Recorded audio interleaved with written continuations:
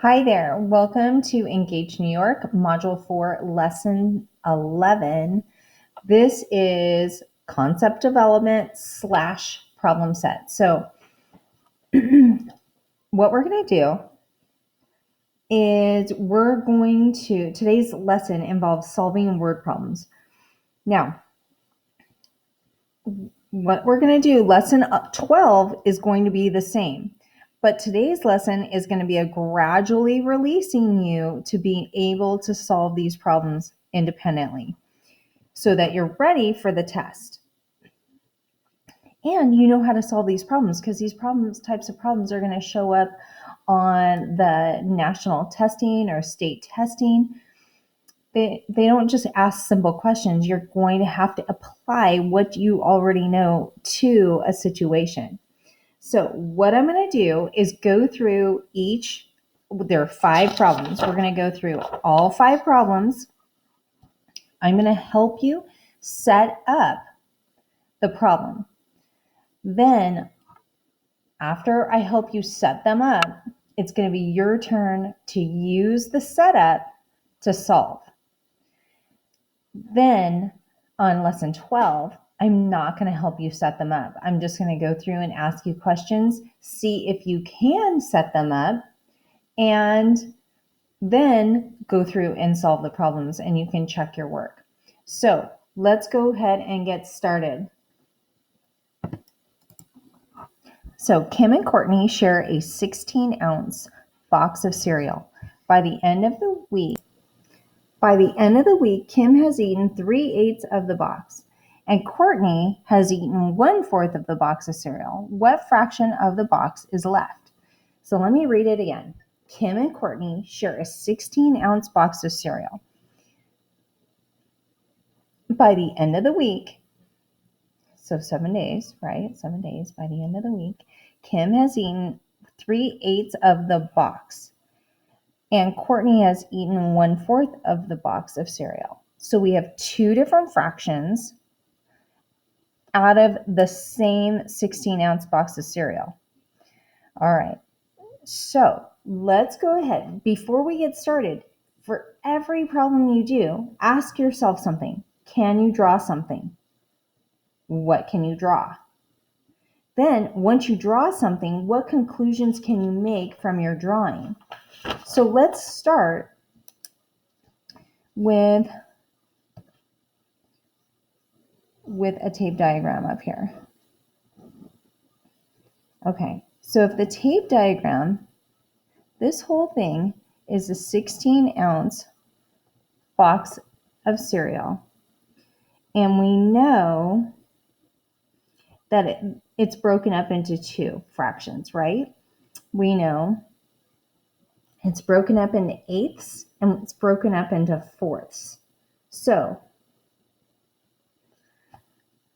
1, 2, 3, 4, 5, 6. 1, 2, 3, 4, 5, 6, 7. Here's 8.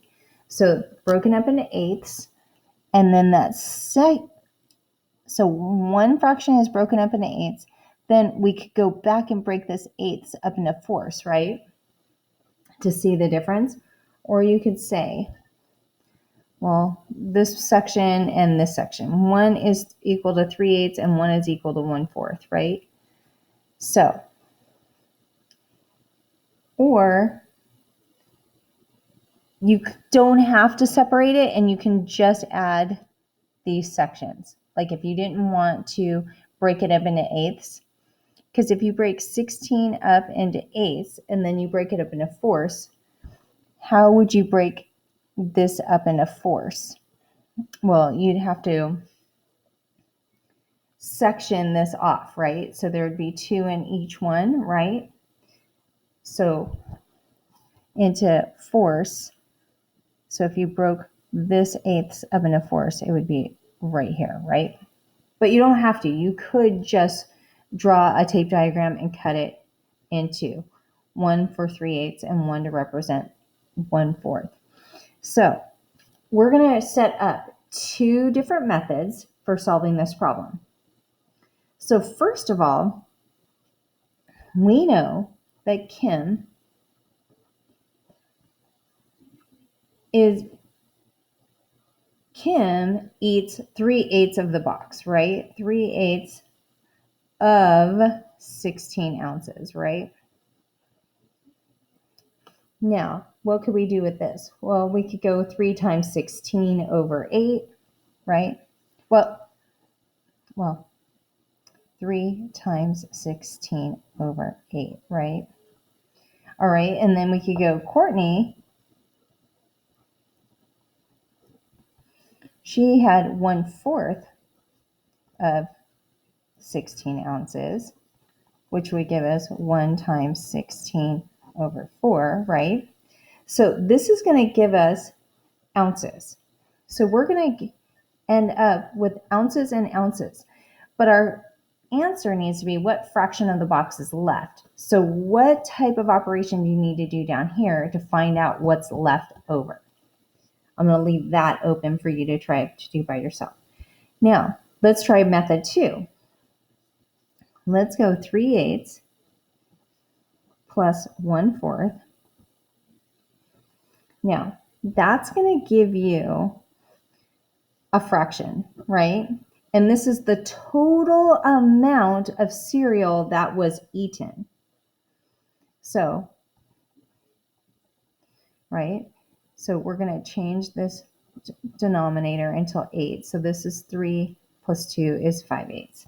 So now we know they ate a total of 5/8 of 16 ounces. So you can take it from there. I'm sure you can figure it out from here. Now, so you're going to do the multiplication, right? And then you're going to have to do some subtraction from one whole. One whole is equal to, so one whole is equal to 16 ounces, right? And we know this is going to end up being what? This is going to be 5 times 16 over 8. That's going to give you how many ounces again, right, that you're left with? So you could take, this is how much is eaten. You could subtract 1 to figure that out. One whole becomes 16, becomes 8 over 8. Because I'm creating a common denominator, 8 over 8 minus 5/8. It's going to give you what's left over. Okay, so these are 2 different ways to solve this problem.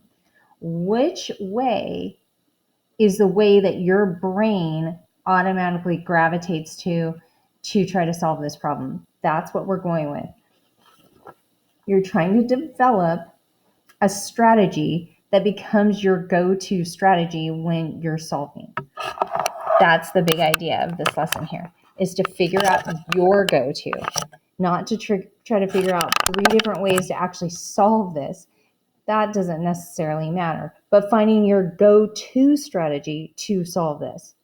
All right, let's go to problem 2. So now, I'm not going to finish solving that for you. You now are going to solve each one and figure out which is your go-to strategy. Now, problem 2. There's 3 different ways that you could solve this problem.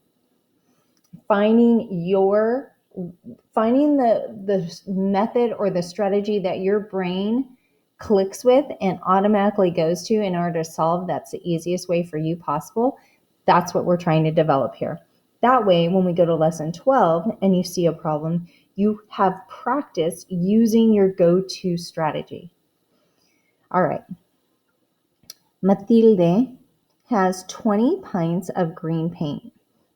She uses 2/5 of the paint to paint a landscape and 3/10 of it while painting a clover.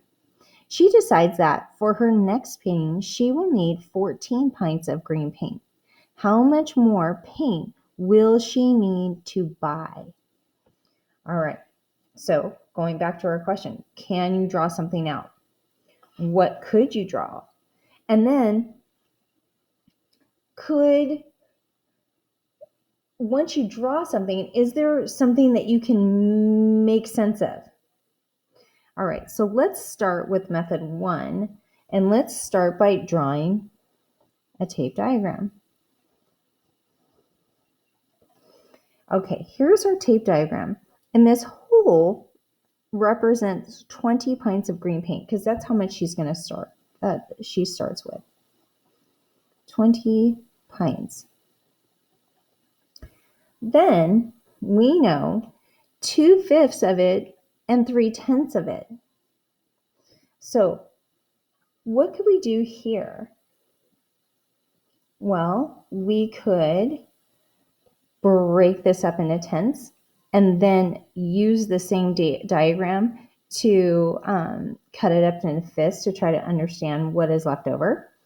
So let's go ahead and try that. I want you to break this up, divide this up into 10 equal pieces. Okay, so how did you do? 20 pints. Now I've blocked off 3/10 for the clover and then 4/10 for the landscape. Now, where did I get 4/10 from? Well, because I'm using the same tape diagram, instead of breaking it up again into fifths, I decided to take my 2/5 and make it a 4/10 by multiplying by 2 and multiplying by 2. That way, I'm using the same exact tape diagram. Okay, while you were working on that, I also went back here and I wanted to show you how I did the same thing up here. I went, here's the 3/8, and then I took my 1/4, multiplied 2, multiplied by 2, and I got 2/8. So right here I have 3/8 and 2/8, which becomes 5/8. So they ate a total of 5/8 altogether. So really and truly, how much is left over? Oh, there's 3/8. That would have been a way to do it too, right? Okay, so I want to make sure that you can change this up here so that you're using the same tape diagram if you need that. Okay, here we go. So method 1, using a tape diagram. Okay, so now this part is the part that we're looking for. All right, so here we go. So we have 3/10 times 20, or 3/10 of, which is going to become 3 times 20 over 10, right? All right, so now I think from here, you should be able to figure out, remember, how much more paint will she need to buy is what we're looking for. All right, method 2. Looking at the landscape, sometimes just drawing a picture will help you so much. 2/5 of 20. Then the clover is 3/10 of 20. That's going to give you how much she used, right? So then you have to figure out how much is left over. So how much is left over? Okay, so the big question is, down here I'm going to put it, how much is left over, which is kind of obvious just looking at the tape diagram, but that's not the question we're being asked to answer. It's based on how much is left over, how much will she need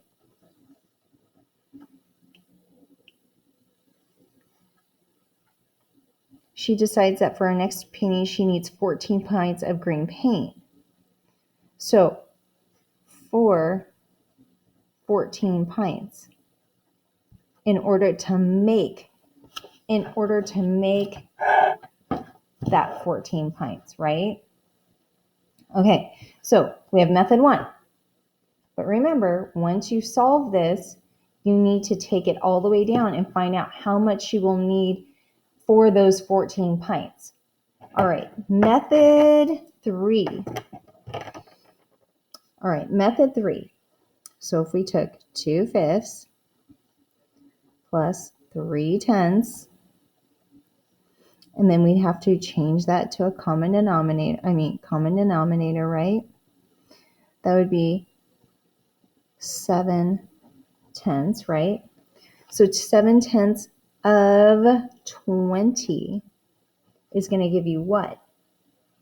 7/10 of 20 is going to give you what?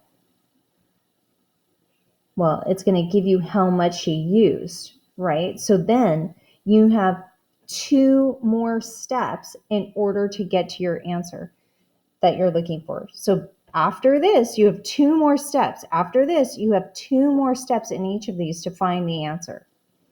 All right, can you do it? Okay, I'm going to give you a minute to look at that and make sure you have it down. All right, moving to problem 3. Again, 2 different methods, trying to find your jam, if you will. Jack, Jill, and Bill each carried. Let me move this and get a little bit closer. Jack, Jill, and Bill each carried a 48-ounce bucket full of water down the hill. By the time they reached the bottom, Jack's bucket was only 3/4 full. Jill's was 2/3 full, and Bill's was 1/6 full. So they're subtracting, right? Because they started with a certain amount, and by the time they got down the hill, they had only a portion of what was left. How much water did they spill all together on their way down? So not how much did each person spill, because that's kind of easy. If you know how much they started with, and they're only left with 3/4 of it full, that means he lost 1/4 of it, right? She lost 1/3 of it. He lost 5/6 of it. But that's not necessarily the question that needs to be answered. That's not the final question. How much water did they spill all together on their way down? So all together, right?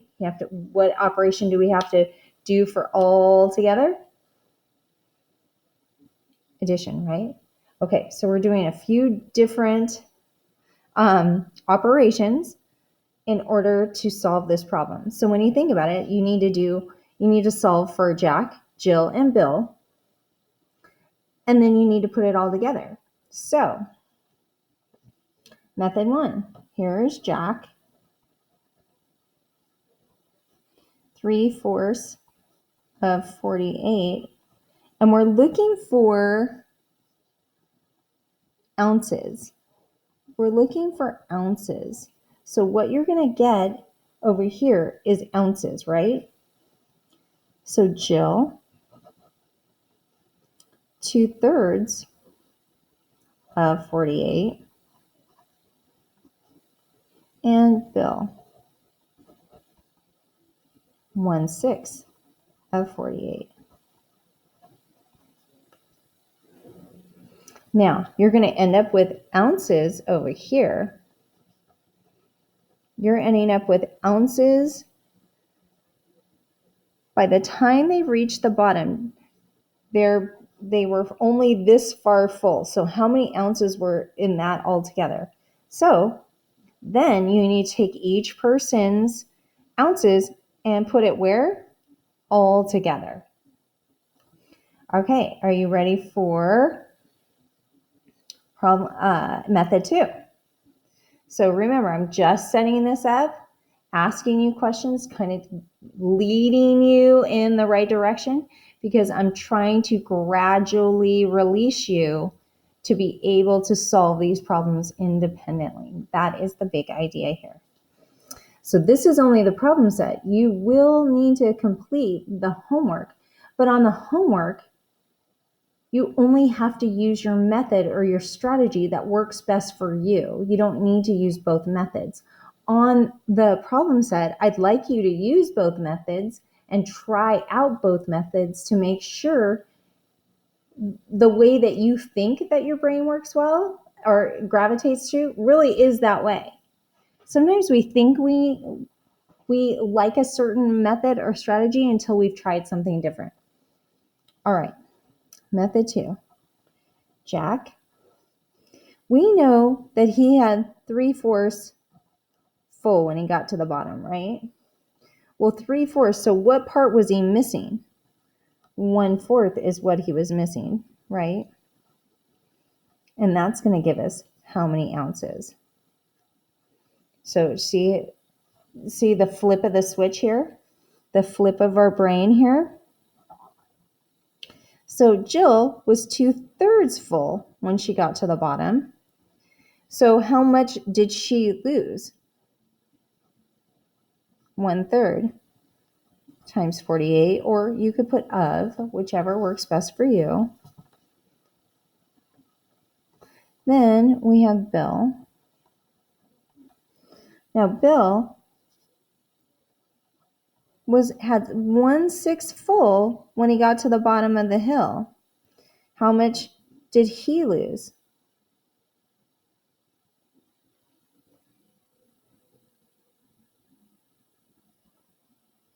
Did you say 5/6? Hopefully you did. Okay, now you're going to end up with all these ounces, right? But that isn't what you're solving for, each individual ounce. It's how much water did they spill all together on their way down, right? All right, that's going to be for you to solve. All right, next is problem 4. Remember, there's 5 problems. Then I'm going to go through, I'm helping you set up both methods. I want you to write down both methods. I want you to try both methods. As soon as we're done going through problem 5, I'm going to stop and let you solve all the problems independently, and then you can come back to check how you did. All right, problem 4. Mrs. Diaz makes 5 dozen cookies for her class. 1/9 of her 27 students are absent the day she brings in the cookies. If she shares the cookies equally among the students who are present, how many cookies will each student get? So there's definitely an advantage for coming to school, right? You're going to get cookies. All right. So you could draw a tape diagram, right? Which is always nice. So 5 dozen cookies, 1/9 of her 27 students are present. She brings in the cookies. She shares the cookies equally among the students who are present. How many cookies will each student get? So, how many cookies are in a dozen? How many cookies are in a dozen? There are 12 cookies in a dozen, and she brings in 5 dozen. How many cookies is she bringing in? 60 cookies. That's a lot of cookies, right? Okay, so now what could we do? There are 27 students all together. Well, let's start here. 5 dozen is equal to 5 times 12, which is equal to 60 cookies.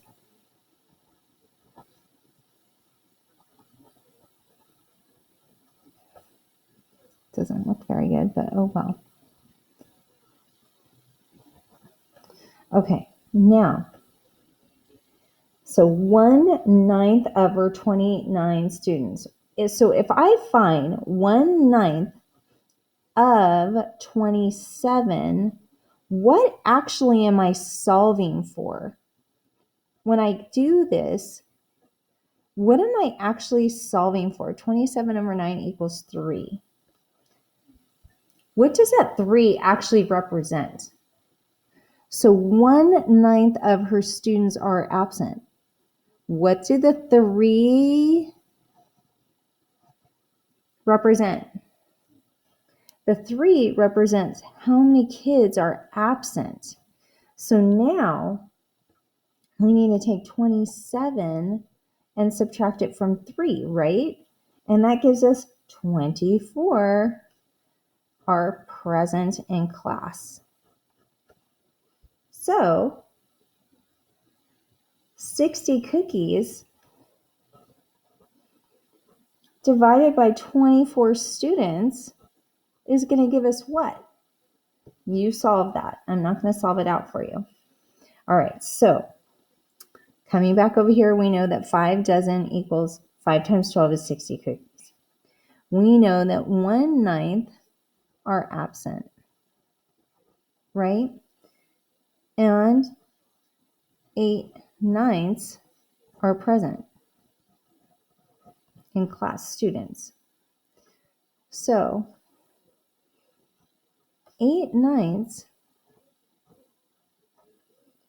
of 27 is equal to what?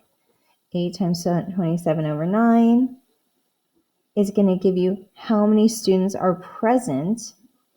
And then you need to do the same thing. And then you'll have to go 60 subtract your number is equal to how many cookies each student will get. So what you're solving for is how many students, how many cookies, blank cookies each student will get. Okay? So this one isn't terribly hard, I don't think, but knowing that you have to find out how many are absent so you can subtract that number from the total, and that becomes your new whole number, it might be the part that is the trickiest part of that problem. Okay, problem 5. Here, you have to create your own story problem about a fish tank for the tape diagram below. Your story must include a fraction. So here, let's start things off. And it's about a fish tank. How many fish are in the fish tank?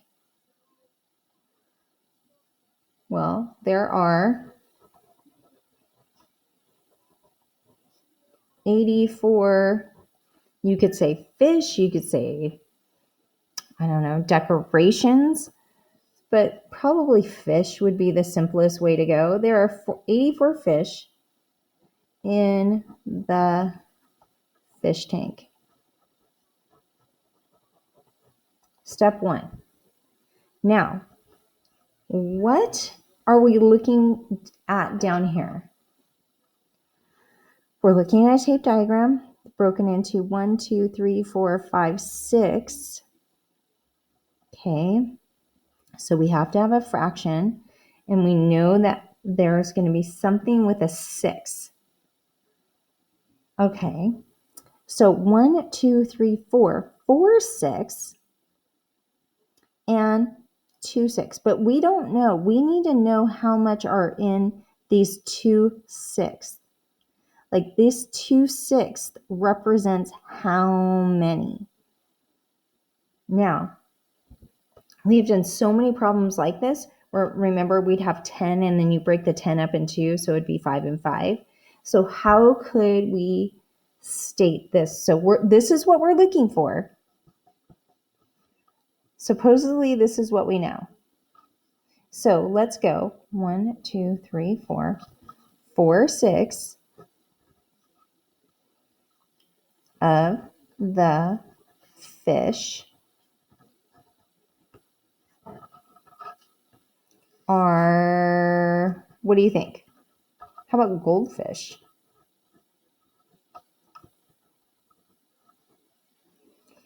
And the rest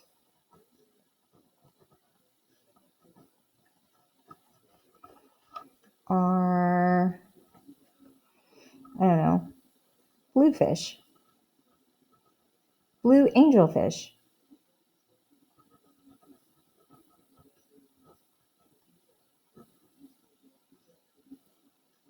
How many blue angelfish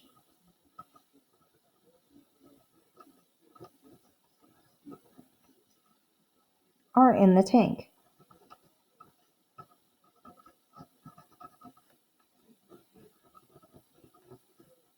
Okay, so this is the type of problem. Something like this is going to show up. It could be a fish tank. It could be an aquarium. It could be a garden. So you're creating a story about a fish tank for the tape diagram below. Now, it could be a cookie recipe for all we know.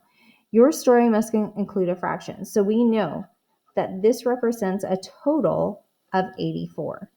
84 is our whole number. And remember, what is the big idea between this entire topic so far? Multiplying a fraction by a whole number, right?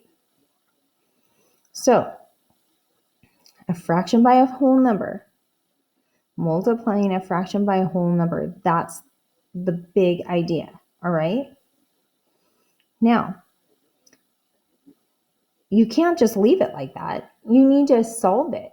So why don't you go ahead and solve, then you're going to need to solve that problem. If you don't like that problem, do you have to use that problem? No, you could make up your own. So this is where I set you free. I'm going to set you free. You're going to turn off the video and you're going to finish solving these problems 1 through 5, independently. And then I want you to come back to check your work, come back to see how you did.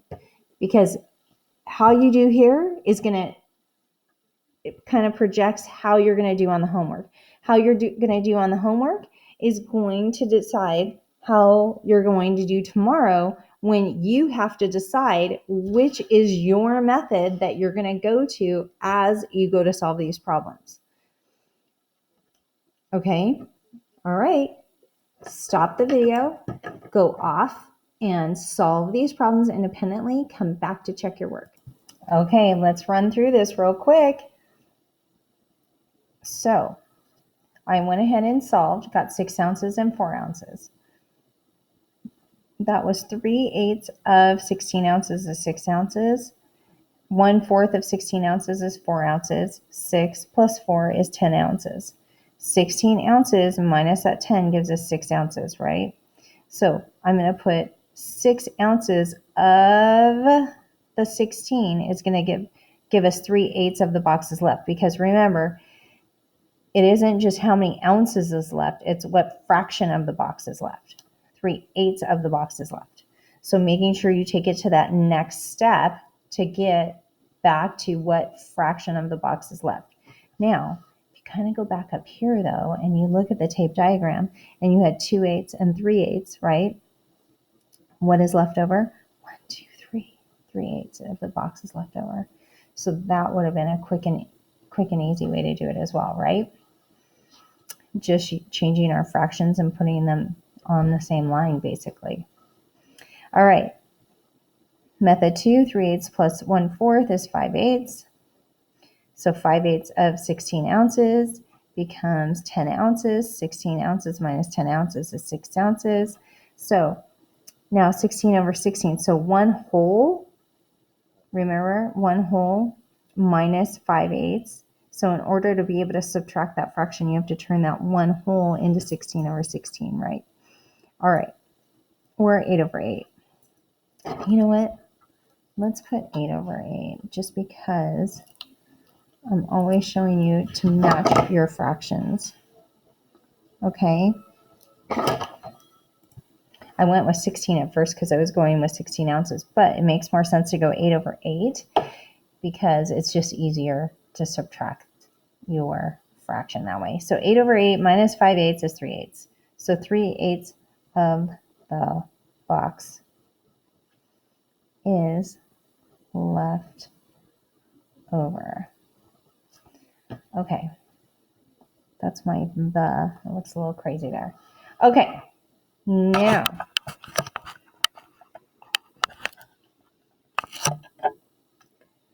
going back to Matilde and it has 20 pints of green paint. She uses 2/5 of it to paint a landscape and 3/10 of it while painting a clover. So, using the tape diagram over here, 3/10 times 20, 3 times 20 over 10 becomes 6 pints left. 14 minus 6 is 8. 8 pints she needs to buy. Then over here on method 2, so just using tape diagram, over here we have landscape 2/5 of 20 is 8. 3/10 of 20 is 6. She used 8 plus 6 pints, 14 pints altogether. She has left over 20 minus 14 is 6 pints. She needs 14 pints. She needs to have 14 pints in order to do her next project. 14 minus 6 is 8 pints. Okay. Then method 3. Here's 2/5 plus 3/10. I need to change this to a common denominator. So I get 7/10. 7/10 of 20 is 14. 20 minus 14 is 6 pints. 14 minus 6 is 8 pints. All right. Okay, problem 3, Jack and Jill and Bill and their buckets of water. Method 1. So we set it up to 3/4 of 48, 2/3 of 48, and 1/6 of 48. We got our ounces, right? But then we had to take our ounces and subtract the ounces from 48. So how much water did they spill altogether? Not how much water did they have. So how much did they spill altogether? 48 minus 36, 48 minus 32, 48 minus 8. Take your ounces and you add them up and hopefully got 68 ounces. How much water did they spill altogether on their way down the hill? 68 ounces. Then over here, we went with, it was 3/4 full. So what was left was 1/4 of 48. 2/3 of it was full. So 1/3 of 48. And then 1/6 full. So they, Bill spilled 5/6 of 48. So we got 12 ounces, 16 ounces, and 40 ounces, 68 ounces. So this step here was one step less by taking it and filling in the fraction of how much water did they spill. All right, then problem 4, Mrs. Diaz and her 5 dozen cookies for her class. 1/9 of her students are absent that day. So 2 methods for solving. So 1/9 of 27, 1 times 27 over 9 means there are 3 absent, right? So you have to take 27 minus 3, which means there are 24 students present. So now you have to divide 24 students by 60 cookies, right? So here's a simple little division problem. So 2.5 cookies each student will get. Now, method 2. Let's say I went 1/9 are absent, which means that 8/9 are present. So that's going kind of along this method 2 that we did up above. So 8/9 of 27 means 27 present, 24 present. 60 divided by 24 equals 2 and 12 24ths, or 2.5 cookies. So I know I did subtraction right there, but it's division. Excuse me. All right. So hopefully you either decided and you knew that, but I did have it written over here. All right. Now, creating a story problem about a fish tank. There are 84 fish in the fish tank. 6 of the fish are gold fish and the rest are blue angelfish. How many blue angelfish are in the tank? So based on what we know, 2 6 of 84.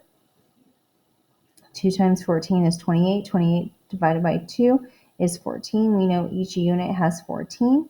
So 14 and 14, we know there's 28 angelfish, and that means that 14 times 4 is 56 goldfish. And if you add it up, you're back at 84 total goldfish. All right, so now you are ready to take on the homework, and the homework is going to go along the same lines as the problems that are in the problem set. So if you get stuck, go back to the problem set and figure out which method makes sense for you in order to solve. Remember, there are at least 3 different methods. Like here, even just using a tape diagram can help you. So the next lesson, lesson 12, I'm not setting the problems up for you. Instead, I'll talk you through them, ask you some questions, have you take some notes on the problem, and then I'm setting you free to solve these problems by yourself. So make sure you have written down both methods so you have both methods to look back on while you're doing the homework. All right, good luck.